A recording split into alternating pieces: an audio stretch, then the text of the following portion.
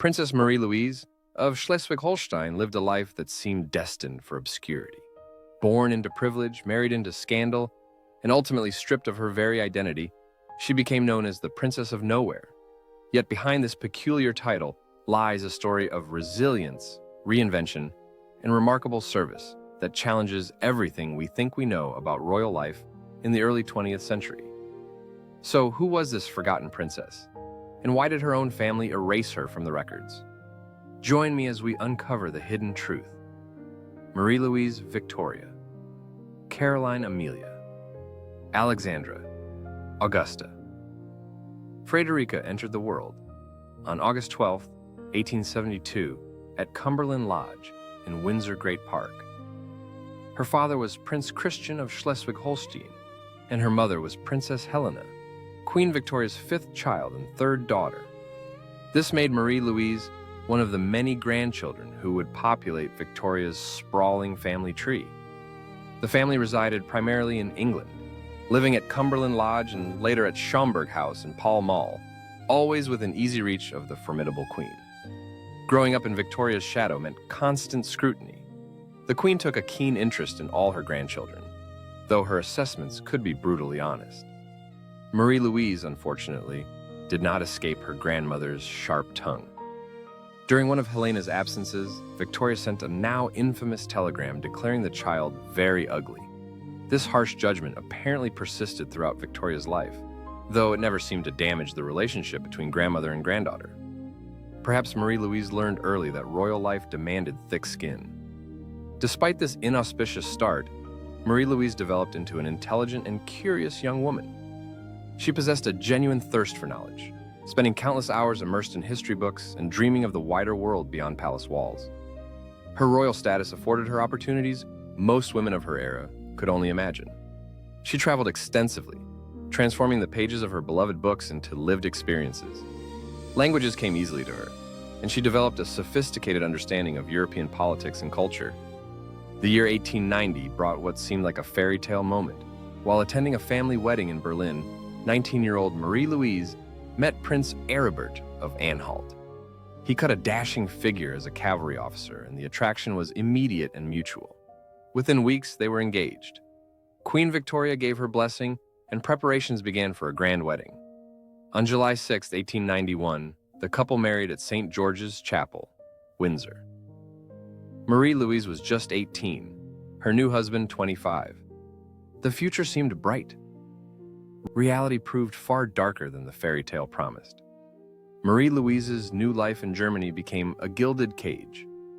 The court at Anhalt operated under suffocating protocols that made even Victoria's household seem relaxed.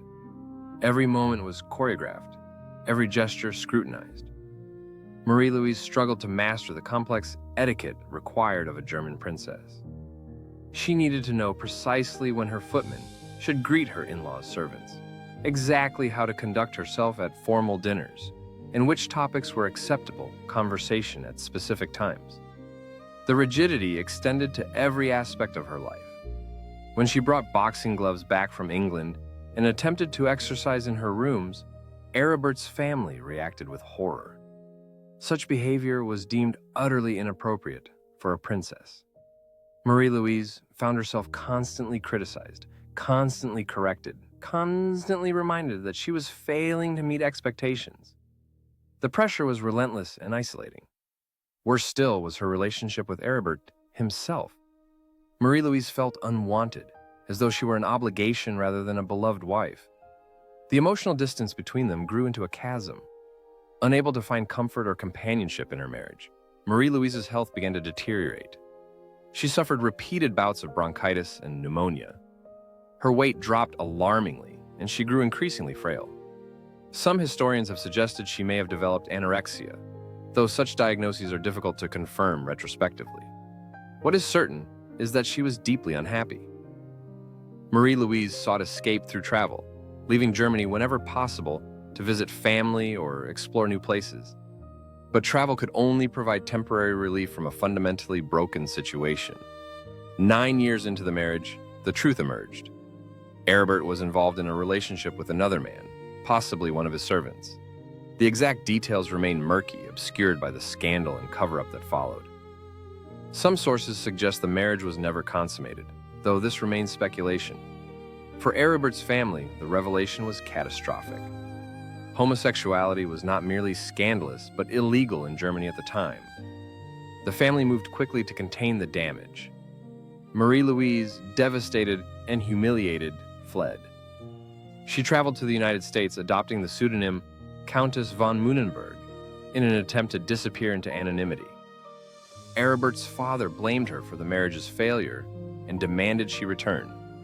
She refused. Then came a telegram that changed everything. Queen Victoria, now informed of the situation, sent a simple message. "Tell my granddaughter to come home to me." Marie-Louise returned to England, but her ordeal was far from over. Aribert sent a letter declaring life with her intolerable and announcing his intention to have the marriage annulled. His father attempted to use his sovereign authority to dissolve the union, but because the wedding had occurred in England, German law did not apply. The ensuing legal battle turned vicious. Aribert's lawyers spread malicious rumors, claiming Marie-Louise was an alcoholic and opium addict. The British press seized upon these allegations, and Marie-Louise found herself at the center of a media storm. The stress pushed her to breaking point. Her father intervened, traveling with her to Germany to negotiate directly with Aribert's family. He reportedly threatened to reveal the true reason for the separation to the German Federal Council. The threat worked. By December 1900, the marriage was annulled. Yet Marie-Louise never truly moved on. As a devout member of the Church of England, she considered her marriage vows sacred and binding. Despite the annulment, she never pursued another romantic relationship or considered remarriage. Her uncle, King Edward VII, supposedly remarked, "Poor Marie-Louise. She came back just as she went." The comment captured a painful truth. At 28, Marie-Louise's chance at married life and children was over. The aftermath was dark. Marie-Louise moved into a house in South Kensington and struggled with severe depression. She later recounted a disturbing incident in which she claimed to see her deceased brother, Christian Victor, who had died in South Africa during the Boer War. Whether this was a genuine supernatural experience or a manifestation of psychological distress remains unknown. What is clear is that Marie-Louise was in crisis. Her mother, Princess Helena, encouraged her to channel her energy into charitable work, particularly supporting hospitals. This proved transformative. Marie-Louise threw herself into fundraising, visiting patients, and establishing support organizations. The work gave her purpose and helped restore her public image. She built a network of friends and allies, finding a new identity beyond her failed marriage. When World War I erupted, Marie-Louise found her calling. She moved into Kensington Palace with her aunt Beatrice, providing comfort after Beatrice's son was killed at Ypres. Marie-Louise established and ran a hospital in Bermondsey throughout the war, working directly with soldiers suffering from physical wounds and psychological trauma. She understood their pain in ways few aristocrats could. The war brought unexpected consequences for Marie-Louise's identity. In 1910, King George V, responding to anti-German sentiment, changed the royal family name from Saxe-Coburg-Gotha to Windsor. He also stripped family members of their German titles. For Marie-Louise, whose only designation was Princess of Schleswig-Holstein, this was devastating. Unlike other royals who received new British titles, Marie-Louise was given nothing. She became quite literally a princess of nowhere. The reasons for this omission remain unclear. Perhaps it was because she had no children, and therefore no dynasty to perpetuate. Perhaps it was simply an oversight in the chaos of wartime. Whatever the cause, Marie-Louise spent the rest of her life styled simply as Her Highness Princess Marie-Louise, without any territorial designation. The label Princess of Nowhere stuck, becoming both her tragedy and, eventually, her triumph. Because Marie-Louise refused to let this erasure define her. Instead, she built a legacy through decades of dedicated service. She supported King's College Hospital, the War Memorial Hospital, the United Nations Association, Guide Dogs for the Blind, and countless other organizations. She visited coal mines, rode public buses, and lived in ordinary flats, bringing a human face to the monarchy in ways that were revolutionary for her time. She was also an accomplished artist, particularly skilled in watercolors, and maintained a lifelong passion for music and dance.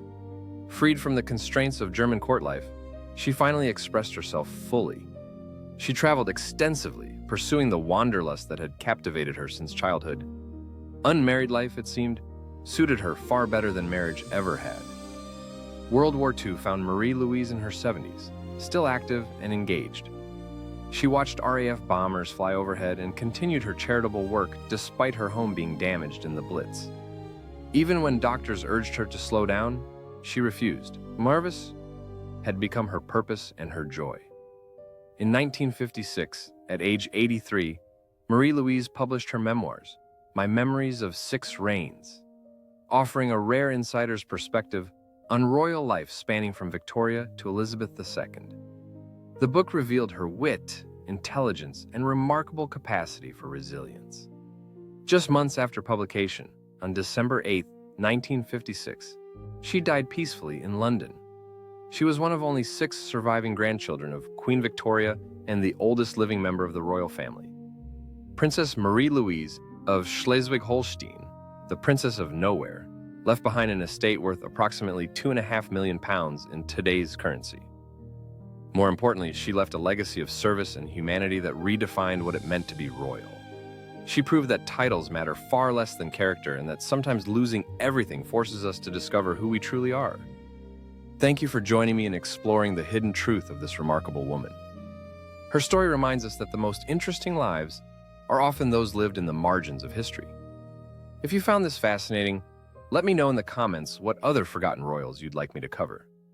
Make sure you're subscribed so you never miss another story. Until next time, thanks for watching.